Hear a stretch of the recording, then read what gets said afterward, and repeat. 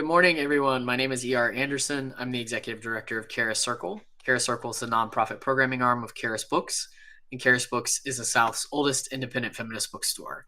We're here today to celebrate Reem Faruqi's newest book, Do You Even Know Me? It is a beautiful picture book with a character named Salma, who is Muslim, an identity she takes pride in, but not everyone understands Salma's religion the way she does, including news reporters and even a boy in her class who bullies Salma for belonging to the culture and faith she loves.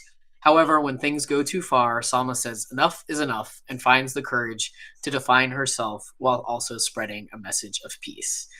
Reem Faruqi is one of our most favorite local authors. She is the award-winning children's book author of Layla's Lunchbox.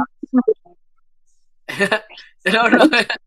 there, there is a book based on her own experiences as a young Muslim girl immigrating to the United States. She is also the author of Amiri's Picture Day, I Can Help, Milu's Mind, Anissa's International Day, and 3 middle grade novels in verse, Unsettled, Golden Girl, and Call Me Adnan, many of which received starred reviews. After surviving Atlanta traffic and school drop-off, Reem spends her days trying to write, but instead gets easily distracted by her camera and buttery sunlight.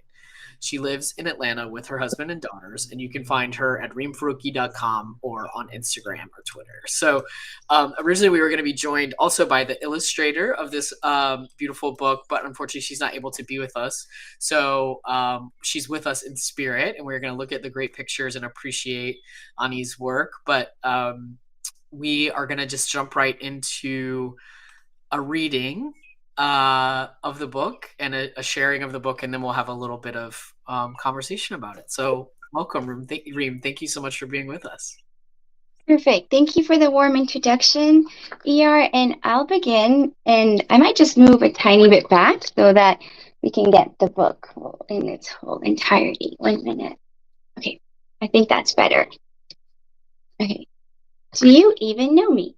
It's written by me, Reem Faruqi, and illustrated by Ani Bushry, who is here with us in spirit. Let me move a tiny bit more back. Hold on. And ER, if you cannot see me or hear me, just let me know. My crayons are extra wobbly today. I don't like the news on TV. My ears hear the word Muslim over and over. When the reporter says the words, her eyebrows go down and her mouth frowns.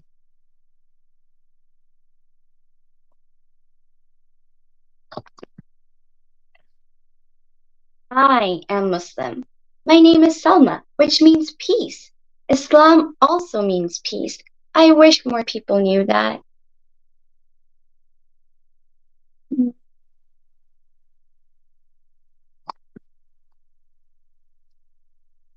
I make sure my big sister and little brother share their candy. I never step on ants on purpose. I never push in the lunch line. And you can see she says, hi, ants. Annie did a really good job with the illustrations. Sky is my best friend. We do everything together. But today, at school, she's absent. Hey, where's your friend? Probably no one will ever sit with you or your people anymore. My cheeks flush. I open my mouth to answer, but Luke has already walked away. My sandwich doesn't taste good anymore.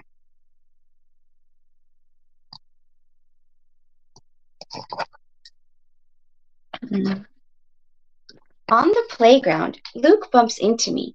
I drop my jump rope. Sorry, he smiles. How can a smile make me feel so bad? There she is.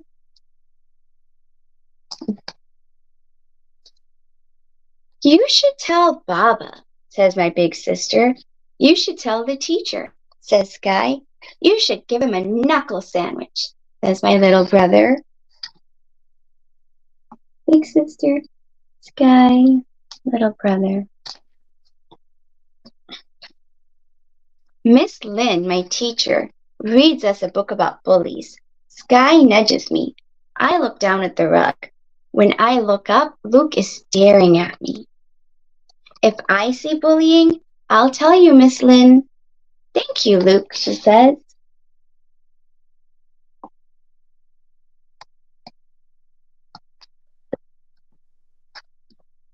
Miss Lynn picks Luke to pass out pencils. She smiles at him. I want to tell Miss Lynn, but I don't know how to tell her. I don't know what to tell her. Yes.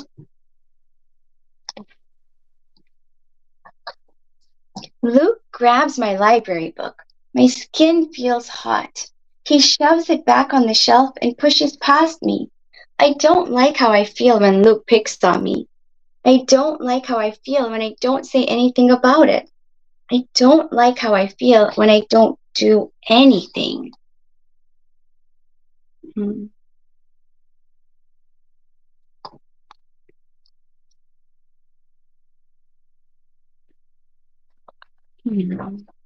At lunch, Luke whispers, Muslim, to me. It makes me feel shaky. Enough is enough. This is the expression.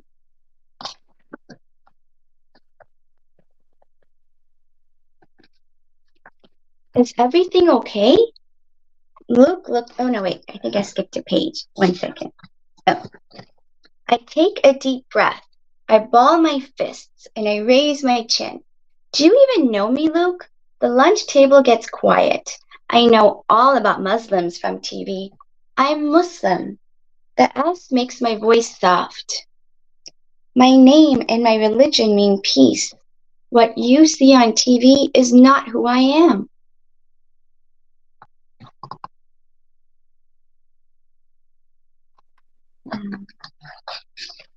Is everything okay? Asks Miss Lynn, my teacher. Luke looks down. His face is red.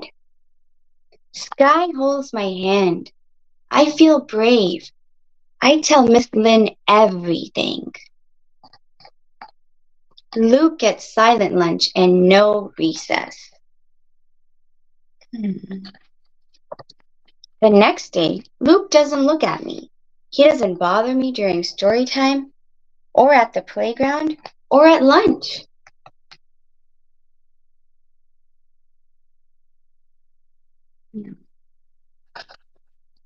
One day, Luke passes the ball to me. I score a goal. Luke tries to high-five me. I don't high-five him back. You were mean to me, and I didn't like it. Sorry. This time, he looks like he means it.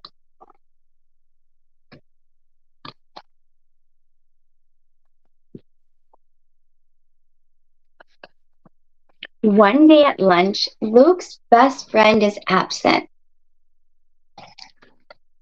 I remember how that felt. I remember the meaning of my name. I take a deep breath. Want to eat lunch with us?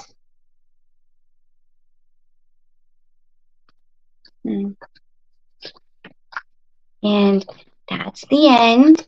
We do have an author's note and an illustrator's note that I'll just summarize really quick. Basically, I wrote this story after Donald Trump enforced the Muslim ban in 2017, and I remember watching the news and feeling really upset about how Muslims were treated. And Annie said that creating a tolerant and accepting society begins with us as individuals, and that nobody should be bullied for their faith. And we also have some anti-bullying resources specifically for Muslims and other children. So if you have any questions about the book, just let me know. I did want to show you really quick the end pages. It's really cute. You have crayons. And that's it. Awesome. Thank you so much. Thanks for listening. Yeah, it's a beautiful book, and I think it's so timely and important. And obviously, with everything that's going on in the world right now, how do you hope that family, school teachers, clergy will use this book to talk to kids? This book was really hard to write because it just felt really personal. I hope this book is just sort of like an icebreaker to talking about faith, and not just Muslim children's faith, but faith from all over. Whoever feels a little targeted by their religion could bring this book in and share it and maybe discuss stereotypes that people think about them. Yeah. Yeah, I think that's a great thing. Um, when you what could you talk just a little bit about your process? So obviously the Muslim ban was like 2017. So it's and it's not Islamophobia is ongoing and very present in our society at all times. Um, how do you go from okay, I had that initial feeling to actually creating a book? Yes. So I had my children actually go to an Islamic school, so they don't experience that at their school. But I had friends with children who were in like more public like schools, non-secular schools, or no, secular schools like I was too, sort of basically non-religious schools. And I remember hearing stories. Sometimes people would say terrorist to Muslims. The news was not helpful. Like anything bad that would happen would be sort of broadcasted. And I remember feeling really sorry for those kids. I remember when I was in 11th grade, 9/11 took place. And the people who did that claimed to be Muslim. And that was horrible because just like Salma says, my name means peace and my religion means peace. So, writing this book, I specifically tried to avoid words such as terrorist, just to really, I didn't want to add any more to that, but I rather wanted to keep it open minded and just say that, sometimes you might hear your religion attacked. Even the way Muslim is said, like it's Muslim, but a lot of times we hear like Muslim, and that just sort of bothered me because I wanted even just the name of our faith, our identities to be said properly. And also, if you notice in the book, Selma um, feels bad for quite a big chunk of the story, and she doesn't know what to do. And that's how I felt as well, like more on the quieter side, sometimes at school. It's hard to know what to do, who to tell, how to tell. It's almost like microaggressions add up, like the jump rope, knocking it over, putting her book high on a shelf. Like, is it enough to tell? And sort of all those things add up. And I sort of debated, should she solve this issue on her own? Should we get teacher intervention? As a second grade teacher, a former second grade teacher, as a students can fix things on their own to the best of their ability, but sometimes you do need an adult or a teacher or a supervisor to just step in a little bit to sort of smooth things over. So that's why I had Salma initially do the um, angry response, and teacher steps in, eases it out a little bit, and then it comes back full ending with the Salma sort of easing it over with, hey, do you want to eat lunch with me? So I hope that came through. Yeah, I think that's such an important message for the kids who are watching with their parents is that you do have agency to defend yourself with words and that's really important. And like to trust your gut if something doesn't feel right or if you feel that someone is being mean to you or you're being targeted to listen to that feeling and not necessarily brush it under the rug. I think that's a really valuable lesson. Yes, and so many times we do. Even as I was reading it, I thought, oh, I remember this. I remember not knowing what to say, how to say it, and even what to say sometimes. Like you just don't know how to go about that. Yeah. Yeah. So if kids are watching now who are feeling that, do you have any sort of last bits of advice or thinking for them that maybe a kid is feeling like Salma? Yes. Try your best, I mean, if possible, to surround you with good friends. If you have like Sky was encouraging her throughout, but she just sort of didn't say anything, even her siblings. But again, just like Selma, I can relate, she didn't say that.